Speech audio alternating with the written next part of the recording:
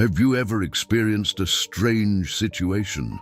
Those thoughts that don't have a name, but keep nagging at you from the inside. Nothing went wrong. There was no fight. There was no discussion. There was no clear rejection. But at some point, you felt it. The conversation grew colder. The perspective changed. The response took longer. Interest slipped through our fingers. And the most confusing thing is, you were doing everything right.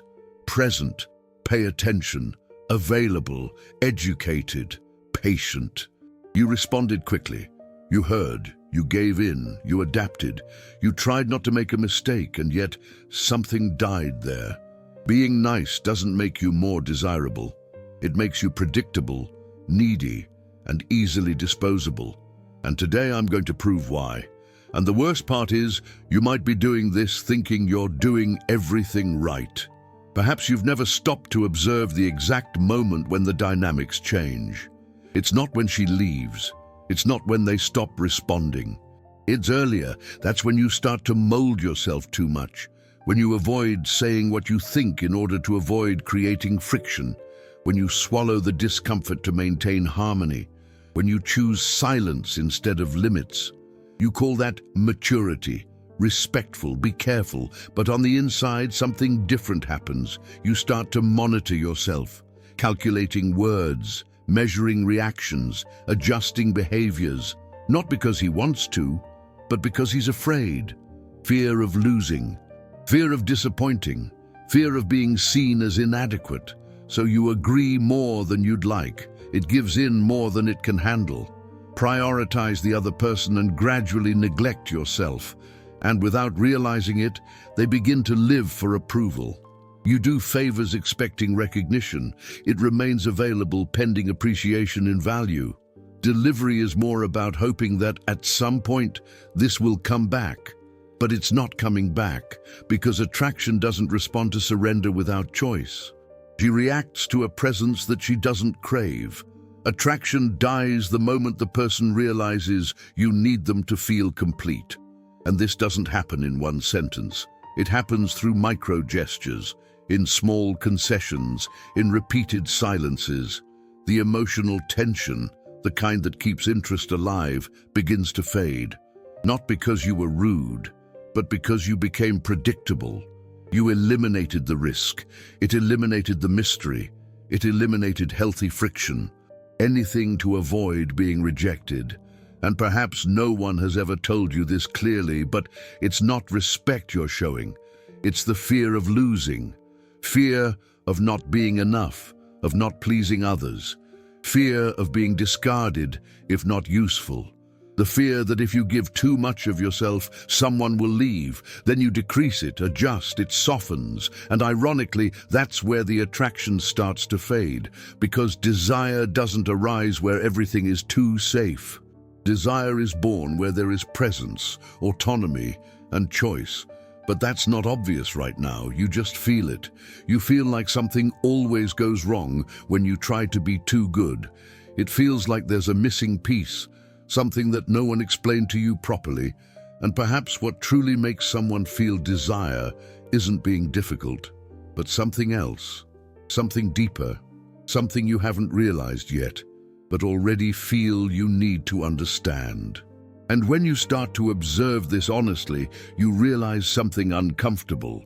The people who inspire the most desire are not necessarily those who do everything right. They are the ones that seem whole, even when they are not pleasing. They are not at war. They're not trying to prove anything. They're not selling out either. They're simply there. Gifts, firms, with a quiet sense of choice. And that changes everything, because ultimately, attraction isn't about what you do. It's about what you convey without saying a word. It's the difference between someone feeling that you're there because you want to be, or because it's necessary. You've felt it from the other side before, when you realize that someone is being too available, always ready, always waiting, always adjusting their own schedule, their own mood, their own identity. At first that's even comforting, then it weighs heavily, and then it empties. Not because the person is bad, but because it doesn't seem to have its own center. And that's exactly what happens when you abandon your limits, when you say yes when you mean no, when you swallow the discomfort so as not to lose connection, when you accept less than you deserve just to avoid being alone. You think you're being understanding, but the body feels something else, feeling emotionally deprived. And scarcity never breeds desire. It generates control or indifference. Attraction arises when there is healthy tension, when the other person realizes that you are not available at any cost, that you have a rhythm, a life. One criterion: it's not arrogance, it's autonomy. Truly attractive people don't compromise their values in silence. They don't make speeches. They are not threatening to leave. They simply don't stay where they need to shrink. They say no without excessive explanation, without guilt, without theatricality. And this communicates something profound. I choose myself. You can feel the difference, can't you, between trying to convince someone to like you and simply observe if that works for you. The nice guy asks, without even realizing it, "What can I do to make you like me?" The magnetic person asks internally, "Does this work for me?" This question changes the entire field because it shifts the focus away from approval and places it on perceived value. Those who have boundaries convey value. Those who lack boundaries transmit scarcity, and this has nothing to do with games. It has to do with emotional integrity. Desire arises when the other person senses that you don't need them, but chooses to be there, choose to stay, choose to invest, choose to open up. When you stop begging for connection and start allowing it to happen. Perhaps that's why so often, when you finally detach yourself emotionally, when you stop trying so hard, when you start breathing again, the person reappears. Not because you did something, but because something changed in you. His energy was no longer a source of lack, and it became a matter of presence, and that's almost invisible. Teaching doesn't involve pre-prepared phrases. Feel free. It's a comfortable silence. It's the gaze that doesn't ask. It's the attitude of someone who could leave, but stays because they want to. And if you're honest with yourself, you'll realize you always knew that. I just didn't trust them. Trusting yourself requires accepting losses. It requires enduring discomfort. It demands that you stop trading your essence for emotional crumbs. And that's scary, because for a long time, being nice was his armor, their way of belonging, his way of being accepted.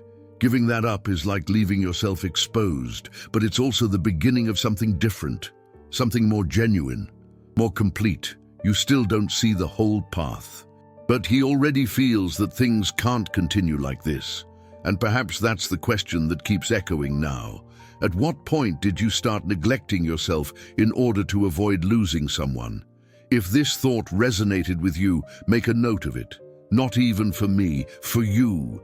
Perhaps a "I choose myself now" moment, or "stop putting me down," or any phrase that marks that silent turning point that only you understand.